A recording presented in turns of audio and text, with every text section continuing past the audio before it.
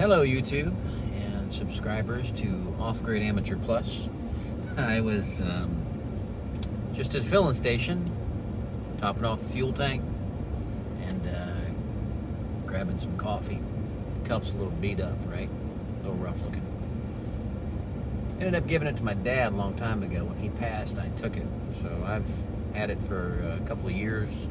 And I've kept quite a number of the disposable ones from making it into the landfill because of that. So for the first time today, I tried to fill this up at a gas station, and I was told that they don't allow people to use their personal cups.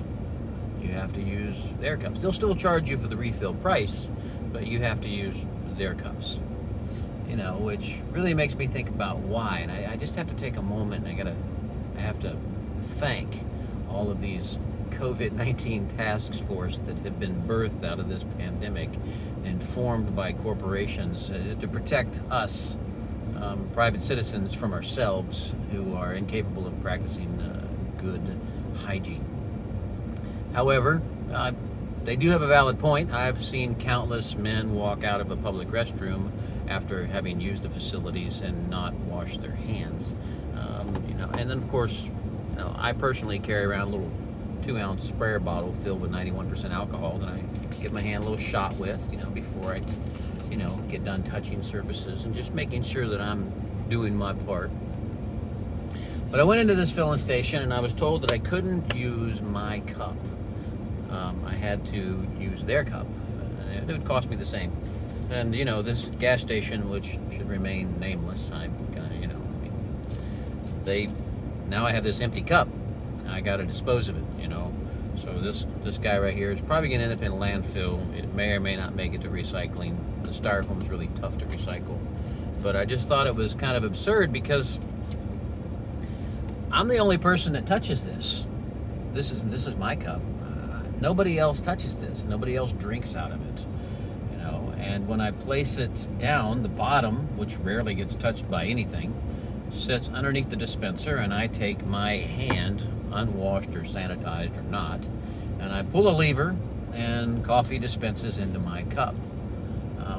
But today I had to, because the staff was there to enforce it, I had to grab one of their cups.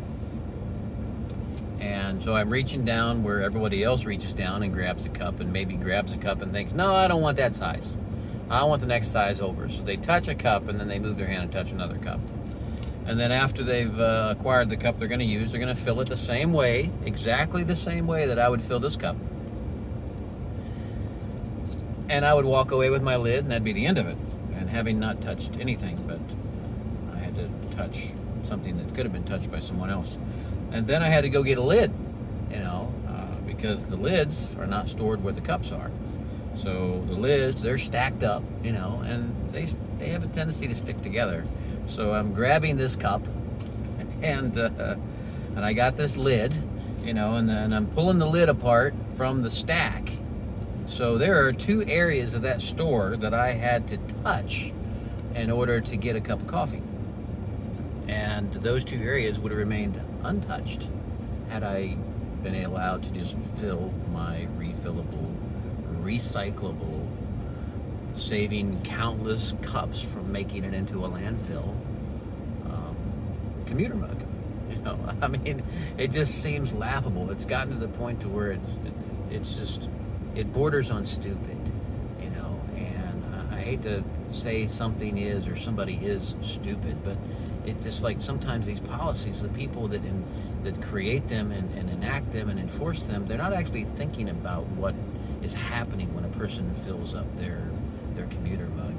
If a person doesn't wash their own cup to make sure that it's clean before they place it under the coffee dispenser, and they don't do that on a regular basis, I do. It's very likely that those same people don't wash or sanitize their hands before they grab a cup out of the dispenser and grab a lid and handle the same dispenser for the coffee. So, this is just something that made me chuckle. I thought it was funny, and I thought I'd share my thoughts with you on the subject. And if you haven't seen my other stuff, usually isn't any kind of fluff or personal commentary. It's actual, real content that is applied to an off-grid way of life, which is what I do. We use solar as our principal source of power. We use rainwater as our principal source of water. I don't have a connection to the electrical grid, and it's kind of interesting. So if you haven't seen my other stuff, go check it out and subscribe, because there's more content on the way. All right, this is Off Grid Amateur Plus signing off. Thanks for listening.